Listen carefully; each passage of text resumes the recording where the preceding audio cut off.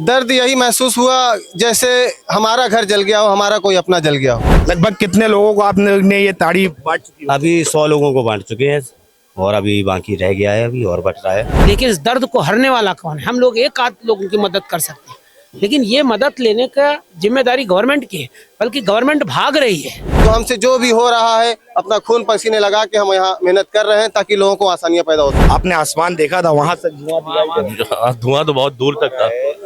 14 kilometre है, वहां तक धुआं दिख रहा था। उत्तर प्रदेश की राजधानी लखनऊ में ऐसी भीषण आग लगी कि पूरा प्रदेश क्या पूरा देश देखता रह गया। लेकिन उसके बाद लोगों ने लखनऊ की जिंदादिली भी देखी।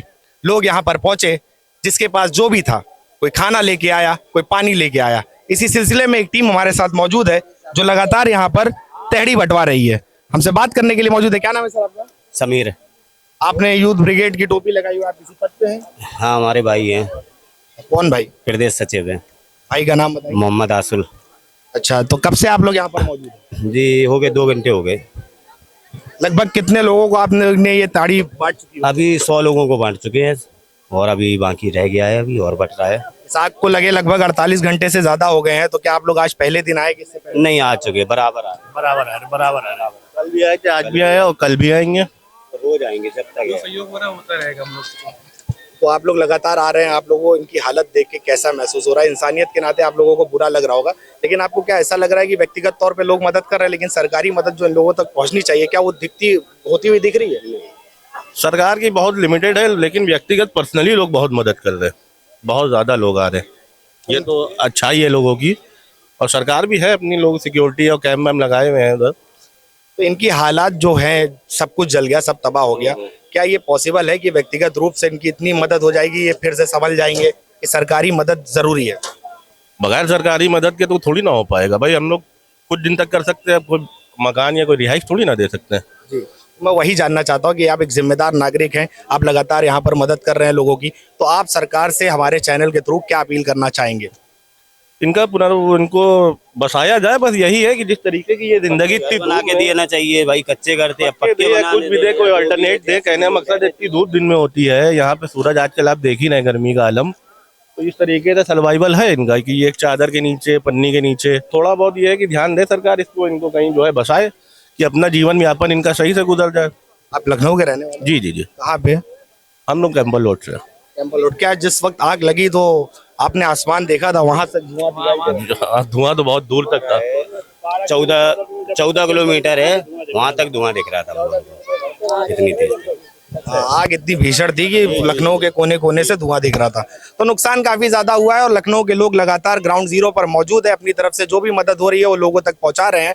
उन सबकी जिंदादिली को द देश बोर्ड सलाम करता है। और एक सलाम द देश बोर्ड अपने आप को भी करता है कि एक रील द देश बोर्ड के हमारे एंकर दानिश नदीम की इतनी वायरल हुई है कि लोगों ने जगह जगह से, देश के कोने कोने से उनको फोन करके उनका QR कोड मांगा, एक बच्चे का नंबर मांगा, जो हमारी टीम लगातार सर्वे कर रही है और बच्चों के नाम नोट कर रही है, जिससे उनके स्कूल की किताबें, उनके ड्रेस हम पहुंचाएंगे 1-2 दिनों के अंदर। ग्राउंड जीरो पर लोग मदद पहुंचा रहे हैं। किसी बीच एक शख्स आ गए। सर क्या नाम है आपका?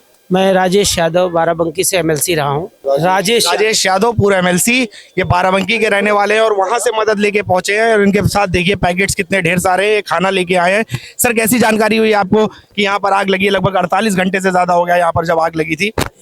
ये बहुत बड़ी आपदा है और इसमें जितना जो मदद कर सके वो कम है।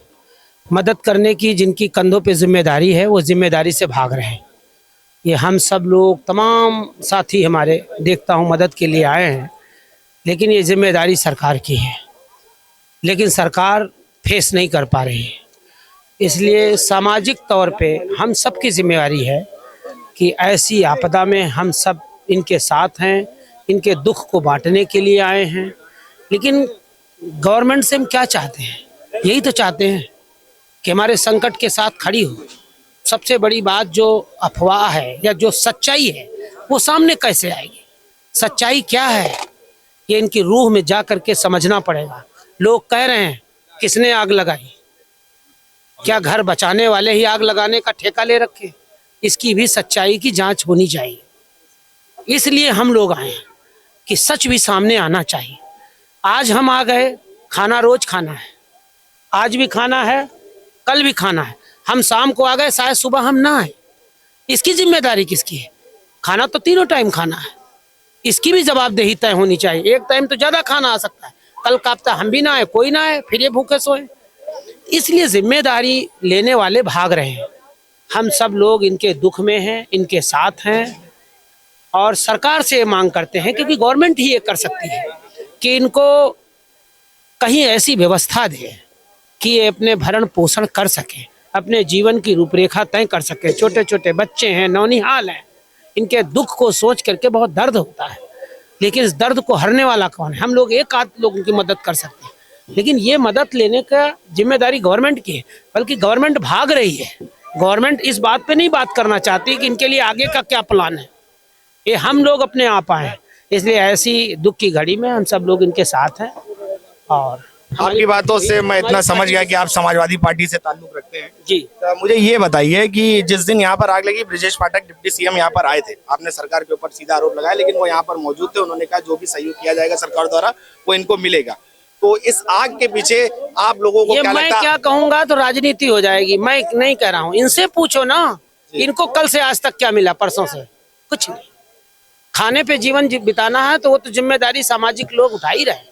इनकी जिम्मेदारी कौन निभाएगा कि इनको दूसरी जगह पुनर्स्थान पे जो विस्थापन है या जहाँ पे इनको रहना है, क्या इसकी जवाबदेही? क्या इसी प्रकार इसी कबाड़ खाने में ये लोग फिर रहेंगे, फिर अपनी झोपड़ी बनाएंगे, फिर आग वही लोग लगाएंगे? आप ये सीधा आरोप लगा रहे हैं कि आग लगी नहीं है, लगाई गई।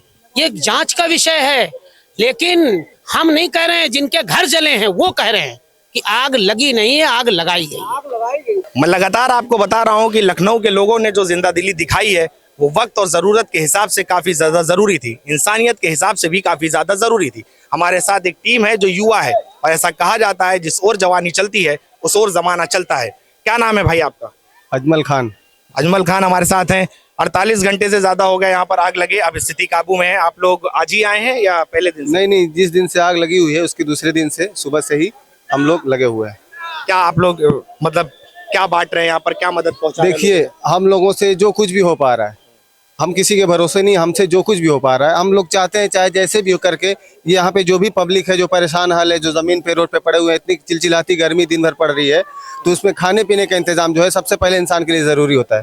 तो वो सारी चीज़ें हम लोग मुहैया करा रहे हैं अपने तरीके से जितना हो सके। इसके अलावा हमने काफ़ी किताब पढ़ने लिखने का भी इंतजाम किया हुआ है। इंशाल्लाह कल की डेट में वो भी बांटा जाएगा, ताकि बच्चे यहाँ इन सब परिस्थितियों से जूझने के बाद पढ़ाई पे ध्यान दे सके। हाँ, बाल्टी वगैरह जो भी मतलब इंसान की ज़रूरत की चीज़ें हैं वो सारी चीज़ें कल मुहैया कराएंगे हम लोग। ये पूरी हमारी टीम है। अजमल भाई, अजमल नाम बताया आपने, कितना दर्द हुआ जब आप लोगों ने पहला कदम इस ग्राउंड पे रखा? वो आग जब कंट्रोल में आई उसके बाद कितना दर्द आप लोगों ने महसूस किया इन झुग्गी झोपड़ियों को देख के, जो बिल्कुल कुछ भी नहीं, पेड़ के पत्तों तक जल गए हैं? तो आप लोगों ने उस वक्त क्या दर्द महसूस किया, उसको शब्दों में बयान करिए। दर्द यही महसूस हुआ जैसे हमारा घर जल गया हो, हमारा कोई अपना जल गया हो, बस यही दर्द था। और हमारे अंदर यही फिक्र रहती है, लगन रहती है कि अगर आप इस दुनिया में जिंदा हैं तो आपके वजूद से लोगों को फायदा पहुंचे, वरना आप फिर एक मरे हुए लाश हैं। तो उसी को सोच के हमने ये सोचा कि इंसानियत की मदद करनी चाहिए। ये लोग बच्चे, बूढ़े, जवान, हम लोग इतनी मेहनत करके कमा के नहीं खा पाते हैं सही से, और ये बच्चे यहाँ आग लग गई इनके घरों में, ये कैसे खाएंगे पिएंगे? तो यही सोच के हम लोग यहाँ आए कि इनकी कैसे भी कैसे मदद की जा सके और ये खाने पीने की कोई दिक्कत इनको ना हो, क्योंकि कल को यहाँ से जाने के बाद हमें ऊपर जवाब भी देना पड़ जाए कि ये बच्चे भूखे थे, जल रहे थे, मर रहे थे, उस वक्त तुमने क्या किया। तो हमसे जो भी हो रहा है अपना खून पसीने लगा के हम यहाँ मेहनत कर रहे हैं ताकि लोगों को आसानियाँ पैदा हो सके।